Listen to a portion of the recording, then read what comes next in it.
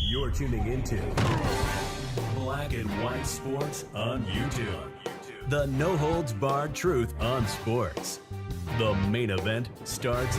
All right, Black and White Sports supporters. Well, we're going to talk about Caitlin Clark looking like she's kind of, sort of practicing. And the fact that many of you, and let's be honest, this channel is the voice of the people.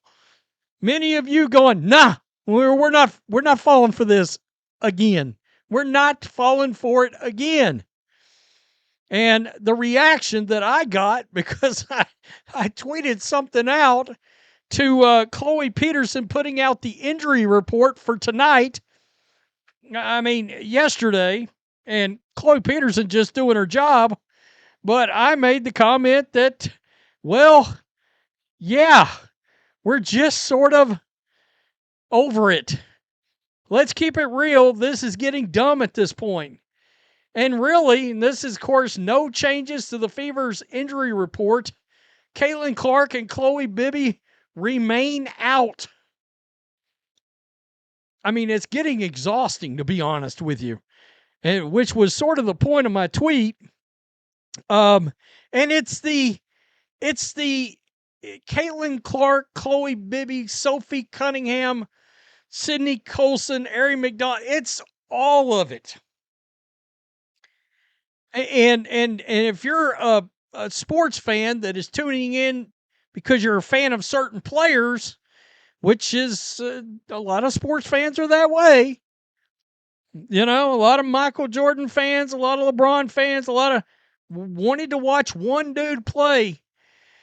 In this case, several people play, and you're like, God, mother bleep. It's wore us out. I did not expect the kind of responses I got from that, and we'll get to that in a minute. Let's get to this. Caitlin Clark is running with the backups. And guys, she is actually doing something that kind of sort of resembles practice, but it's with the backups and there's no contact. And here we go. There we go, right here. I'm going to mute that because I'm not trying to get a copyright over watching some people run with the ball and shooting baskets. This is Chloe Peterson's footage, by the way. Shout out. Go follow her if you don't already. I'm sure many of you do.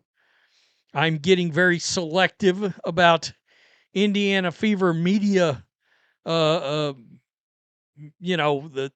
direct people that's covering the team. I gotta be honest. I'm getting pretty selective about what I'm putting out when it comes to those folks. And Andy Fromell, right off the bat, still no 5-on-5 practice, no contact. This is not a good sign for Caitlin Clark returning. Even if she does return, there's no time to ramp her up for cardio for her playoffs. I'll tell you, a lot of you guys it's amazing. Y'all are tired. I can feel it. The fandom, the Caitlin Clark fandom is tired. Yawn. I'll be excited when I see her first regulation shot go through the net. Yes, I'm jaded. Amen. Amen. Amen, brother. R. Adam Lee. Not to be confused with R. Lee Emery. Isn't that his name? Full Metal Jacket. Running but no contact practice. Question mark. A lot of people they're praying for Friday. Look, I would have normally said, hey, maybe Friday. Maybe Friday's it. I'm not finna tell y'all that anymore. I'm not. She's right on pace to be ready to play next season. Yeah, I mean, don't get her hopes up. It's pointless for her to come back with half a team. Why risk it? I do know that's part of the folks that I know that don't want her to come back this season, of which there are many, many of you, because you're like, it's just not, the payoff is not worth the risk to her health. Now, Now, personally speaking, if you are healthy and can play, you need to play. I would have that same rule in the NFL, NBA, any other sport, so I'm not going to change my rules for one player. But this is also sort of a different league than most what's supposed to be professional leagues.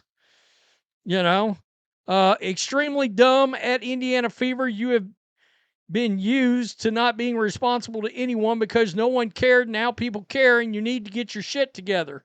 That was me saying, let's keep it real. This is getting dumb. And my issue is the lack of transparency. It's the lack of transparency. We thought we was dealing with a groin, then all of a sudden the ankle popped up out of nowhere. People are still livid about that. Gambling is involved. Traveling, tickets, blah, blah, blah. Somebody had the nerve to come on. Somebody named WNBA Truth, and I'm thinking literally black and white sports exist to key on accounts spreading misinformation while they're bragging about countering misinformation. Nah, you're you're spreading misinformation. You're an advocate for the league, is what it sounds like to me. No, I don't get down. I don't get down. I'm an advocate for the people.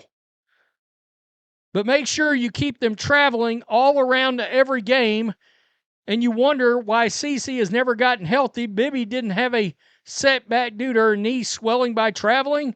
But it's not a setback, according to Stephanie White. The shit is embarrassing. And that's part of it, too. The Chloe Bibby thing, that was a setback. They called it not a setback. She went from being available, which you didn't play her, you had her benched, to not available, related to an injury. That is called a setback. That's called a setback. I mean, come on. Beyond dumb, these girls are able-bodied and just not playing without any real satisfactory explanation. It's the lack of real transparency that is a problem, and it's been a problem. This is interesting. White is always uncomfortable when talking about Cece because she knows since day one it's a season-ending injury. That's the other thing. And fans are really wondering, has this been a season-ending injury this whole time? Has this been a season-ending injury this whole time, and the organization does not want to put it out there? They're stringing us along. I haven't watched the last few games because I think they're just trying to keep people hoping, trying to keep people engaged in case she comes back for the playoffs. I mean, honestly, if Caitlin Clark is not back Friday, she's out for the season then. I'm getting tired of the Fever dragging us along. I mean, honestly,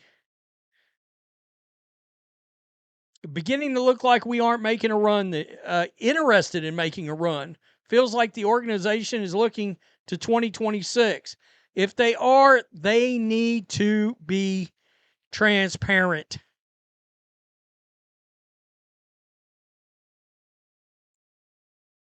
Apparently, there is still no timetable for Caitlin's return. This person said, yet some idiots who still believe in the front office and Stephanie White want the rest of the fans to give them grace. Grace for what? No, real sports fans don't give grace. I don't give grace to my 49ers or my Yankees or to the Patriots or any other teams that I follow and or cover. I don't give them grace. Why would I give it to the Indiana Fever? No, passionate sports fans piss on grace. I mean, honestly, come on, stop it. Stop it. People are vocal and they want to have a voice and they want to talk. I'm going to keep it a buck. I'm not watching this boring ass shit tonight. She'll be back Sunday. Hey, I said Friday and Sunday the last 2 Fridays and Sundays. Fuck, what did that get me? I mean, honestly, people are exhausted by it. And the point I had earlier was you got gambling and shit involved. The person said, well, you shouldn't be concerned with that. Look, all these professional leagues are all up in the BetMGM and all this other sponsorship crap.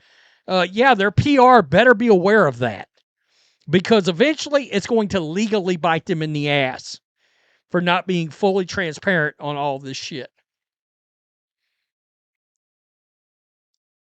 I mean, the whole league, by the way, has an issue when it comes to disclosing specific time frames and injuries in this league versus other leagues. The Angel Reese injury was left to, it's a back injury, and that's it. She's doing her own thing day to day. What?